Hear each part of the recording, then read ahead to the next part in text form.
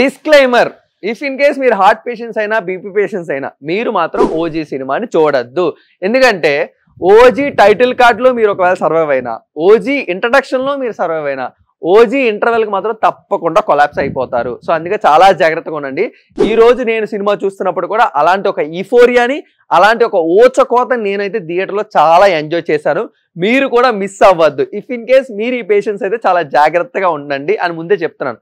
OG అసలు ఇలాంటి hype ఉన్న సినిమా పవన్ కళ్యాణ్ గారి కెరీర్లో మనం చూసుకుంటే లేనే లేదు అని చెప్పొచ్చు. ఈ రోజు ఫైనల్గా థియేటర్లో రిలీజ్ అయినప్పుడు అలాంటి హైప్ని మ్యాచ్ అయ్యి ఒక ఫ్యాన్ బాయ్గా సుజీత్ గారు ఈ రోజు మన సాటిస్ఫాక్షన్ అంటే ఫ్యాన్స్ అందరూ ఎలా కోరుకుంటున్నారో ఆ విధంగా సాటిస్ఫై చేశారని ప్రతి ఒక్కరు కూడా హ్యాపీగా ఉన్నారు. బట్ ఇప్పటికీ కూడా కొంతమంది సోషల్ మీడియాలో నెగిటివ్స్ కానీ ఫ్లాస్ కానీ వెతుకుతున్నారు. బట్ మీ అందరూ మర్చిపోయింది ఏంటంటే పాలిటిక్స్లోకి వెళ్ళిన తర్వాత పవన్ కళ్యాణ్ గారు రీమేక్ సినిమాలు చాలా చేస్తున్నారని డిసప్పాయింట్ అయిన ఫ్యాన్స్ అందరికీ అలాంటి సిచ్యువేషన్లో ఒక ఫ్యాన్ బాయ్ డైరెక్టర్గా టర్న్ అయినప్పుడు ఆయన ఒక స్ట్రైట్ ఫిల్మ్ని మౌంట్ చేసి ఈ రోజు థియేటర్లోకి తీసుకురావడం ఇదే చాలా బిగ్గెస్ట్ అచీవ్మెంట్.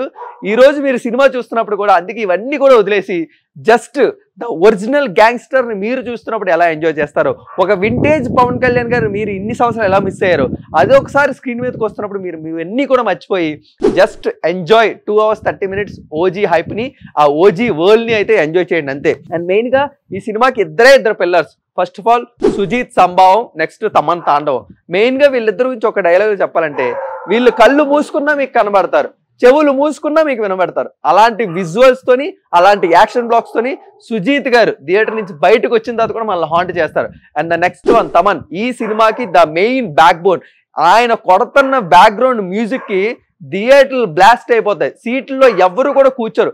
అలా ఉంటుంది ఈరోజు ఓజీ సినిమా. నేనైతే చూస్తున్నప్పుడు సింగిల్ స్క్రీన్ సెలెక్ట్ చేసుకోండి, నెక్స్ట్ లెవెల్ ఎక్స్పీరియన్స్ మీరు ఓజీతో మీరు అందరూ కూడా ఎంజాయ్ చేస్తారు.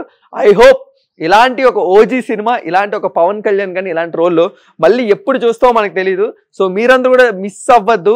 లాస్ట్ పోస్ట్ క్రెడిట్ సీన్ కూడా చూడండి. అందరూ వెళ్ళిపోతున్నారు, బట్ పోస్ట్ క్రెడిట్ సీన్ కూడా చాలా ఇంపార్టెంట్ సీన్ ఉంది, అది కూడా చూసి ఎంజాయ్ చేయండి. ఐ హోప్ మీరందరూ కూడా ఓజీ సినిమాని థియేటర్లో చూసి ఎంజాయ్ చేస్తారని కోరుకుంటూ మరొక మూవీ ఒపీనియన్తో మళ్ళీ మనందరం కలుసుకుందాం.